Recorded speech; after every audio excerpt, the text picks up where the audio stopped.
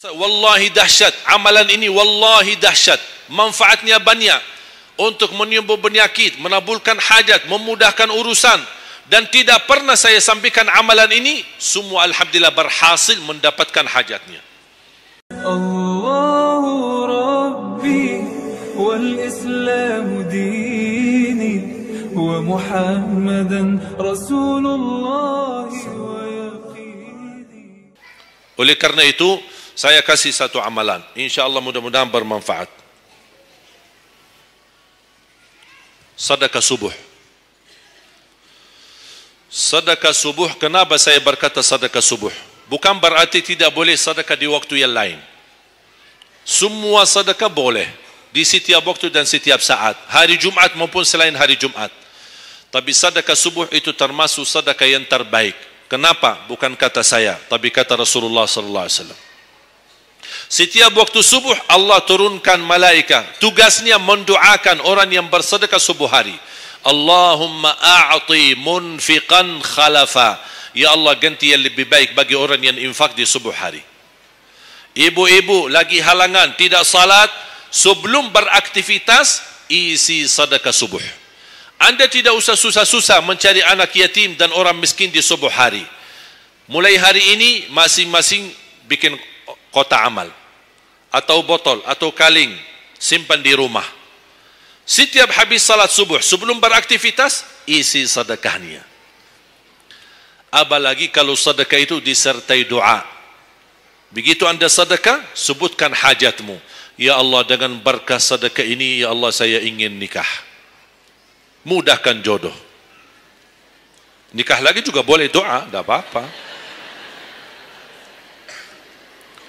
Ada yang sedang melamar kerjaan, anda isi wallahi dahsyat, amalan ini wallahi dahsyat, manfaatnya banyak untuk menyembuh penyakit, menabulkan hajat, memudahkan urusan, dan tidak pernah saya sampaikan amalan ini, semua alhamdulillah berhasil mendapatkan hajatnya. Begitu anda isi doa, ya Allah, dengan berkah sedekah ini mudahkan lamaran kerjaan saya. Ya Allah, dengan berkah sedekah ini mohon titipkan pahalanya untuk kedua orang tua saya. Kalau ada yang merasa dirinya suka marah, suka emosi, ya Allah, dengan berkah sedekah ini tenangkan hati dan jiwa saya agar tidak emosi lagi. Ya Allah, dengan berkah sedekah ini karuniai kepada aku anak penghafal Al-Quran. Bu, jemaah sekalian, saya berkeluarga 12 bersaudara, timnas. Dan kami memang sudah disusun satu lusin 12 ini mempersiapkan kalau timnas kita belum mampu membawa juara, insyaAllah kami sekeluarga siap mengganti timnas. Alhamdulillah dari saudara saya 12 ini 10 penghafal Al-Quran. Tapi orang tua saya awam, percaya enggak? Orang tua saya bukan ulama, bukan kiai, bukan ustaz. Ayah saya belajar kelas 3 SD. Ibu saya tidak pernah masuk sekolah sama sekali. Sampai usia 40 tahun masih buta huruf, tidak bisa baca Quran. Tapi Allah berikan karunia keturunan penghafal Al-Quran. Berkat apa? Salat mereka dan sedekah mereka, termasuk doa. Itu perjuangan mereka. Alhamdulillah sekarang ayah saya, ibu saya penghafal Al-Quran, yang jadi gurunya anaknya sendiri. Sekarang di Indonesia saya bawa 5 adik saya dan ditugaskan menjadi imam tarawih. Saya bawa mereka pindah dari Arab kemari. Ada 5. Yang perempuan sudah dinikahkan sama orang Indonesia, orang Jakarta. Dan saya dorong adik saya yang perempuan untuk menghafalkan suaminya biar jadi penghafal Quran.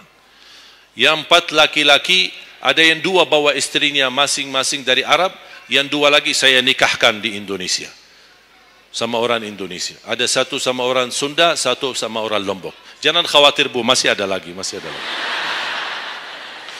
Bahkan saya dorong adik-adik saya semua wajib nikah 4. Masing-masing 4 istri. Kenapa? Supaya banyak keturunan. Kalau bisa setiap satu istri 12, satu lusin. Masya Allah, luar biasa. Mengapa? Karena kita punya perjuangan yang masih panjang. Cita-cita saya mencetak 1 juta penghafal Al-Quran di Indonesia. Ketika saya datangkan adik saya tugaskan sama mereka dan tegas, kalau kalian datang hanya mau berhiburan, pulang. Kalian di sini untuk bersama-sama memperjuangkan untuk mencetak 1 juta penghafal Al-Quran. Dan alhamdulillah program ini sudah jalan. Dan kita terus memperjuangkan, dan saya harap semua jamaah insya-Allah berkenan terlibat dalam program ini. Cita-cita saya semua masjid se-Indonesia insya-Allah diimami imam penghafal Al-Quran 30 juz. Bahkan lebih hebat lagi cita-cita saya. Insya-Allah saya yakin akan terjadi. Insya-Allah di demikian hari, di waktu yang Allah insya-Allah tentukan, insya-Allah presiden kita penghafal Al-Quran. Coba, ya Allah, rasanya enak. Langsung diumumkan di Masjid Istiqlal, khatib dan imam salat Idul Fitri, penghafal Al-Quran 30 juz, Presiden Republik Indonesia. Oh, mantap. Imam salat Idul Adha, Presiden kita. Salat Jumat, khatib dan imam, Presiden kita. Tidak perlu ganti imam. Udah, tidak perlu ganti imam, subhanallah, luar biasa.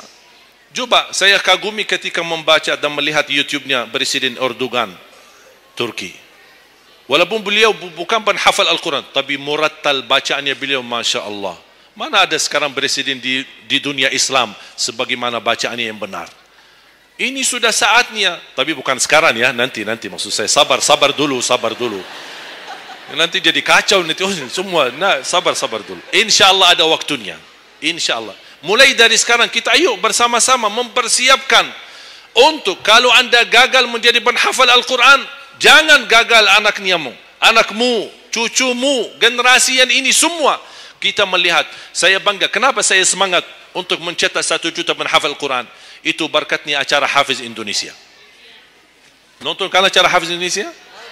Nangis ya? Alhamdulillah. Habis tisu kan? Tahu enggak salah satu karunia Allah untuk Indonesia? Ada teman saya berusaha punya TV di Arab. Beliau ingin membuka dan membuat acara Hafiz Indonesia versi Arab, tapi gagal. Kenapa? Karena tidak menemukan jumlah yang banyak penghafal Al-Quran di bawah usia 10 tahun. Hanya Indonesia saja. Malaysia kalah, Indonesia saja. Di bawah 10 tahun. Dan sayang sekali memang anda yang nonton acara Hafiz Indonesia, anda nonton acara yang sudah jadi. Tapi anda belum tahu apa yang kami berjuangkan di belakang layar. Sebelum acara Hafiz Indonesia 4 bulan bekerja keras. Sambil tim turun ke lapangan, ke desa-desa, kampung-kampung, ke pulau-pulau untuk menumbuhkan dan mendatangkan, menghadirkan para penghafal Al-Quran. Ketika dibawa di Jakarta 2 bulan berturut-turut kami didik mereka. Yang awalnya pemalu, awalnya ada yang mohon maaf kencing di celananya sendiri. Saking tidak berani, takut. Alhamdulillah sekarang menjadi mereka pemberani. Bahkan mereka berlumba-lumba azan subuh. Mereka berlumba-lumba membangunkan sesama saudaranya. Sama-sama tertib, makan. Kita menghadirkan dokter kesehatan, kita menghadirkan dokter psikologi jiwa untuk menjaga perasaan mereka selama 2 bulan. Didampingi kadang-kadang ibu mereka, didampingi kadang-kadang ayah-ayah mereka.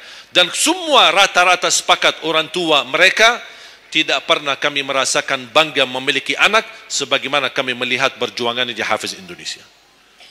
Dan alhamdulillah begitu selesai acara Hafiz Indonesia, kami tidak tinggalkan mereka. Kami terus kawal, kami terus pimpin. Dan alhamdulillah mereka di kampung masing-masing sudah membangun rumah tahfiz. Ada yang membangun pesantren untuk mencetak dan melahirkan jumlah yang banyak penghafal Al-Quran. Dan ini perjuangan luar biasa. Tidak mudah. Berapa biaya yang dikeluarkan. Dan mohon maaf, belum ada sponsor yang bisa mensponsori kita dan membayar full untuk kita.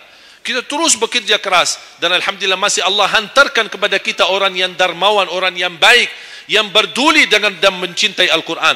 Allah anugerahkan. Wallahi menurut saya, saat ini, zaman ini, sedekah yang terbaik dan yang termulia, semua apapun yang terkait dengan Al-Quran, itulah yang termulia. Makanya boleh anda ketika anda bersedekah, jangan lupa disertai doa. Di antaranya anugerahkan ya Allah Indonesia menjadi negara Al-Quran. Tapi tolong fokus. Kalau anda isi sedekahnya, tolong disesuaikan. Jangan isi sedekahnya koin, teng, tapi doanya sampai terbit matahari. Tidak ada malunya. Kata Allah, koin-koin aja sedekahnya, doanya dah habis-habis. Hajatnya panjang, lebar. Malu kita. Bukan Allah tidak bisa. Allah maha bisa menabulkan hajat. Tapi kita malu sama Allah. Kok cuma bikin teng, ya Allah, ya Allah, ya Allah, panjang. Fokus. Kalau usulan saya, satu sedekah, satu hajat. Satu sedekah, satu hajat. Dan insyaAllah akan anda melihat manfaatnya. Mudah-mudahan semua yang hadir, insyaAllah menjadi keluarga besar 1 juta penghafal Al-Quran. 1 juta mencetak penghafal Al-Quran. 1 juta keluarga Al-Quran. Yang insyaAllah akan membangun generasi baru.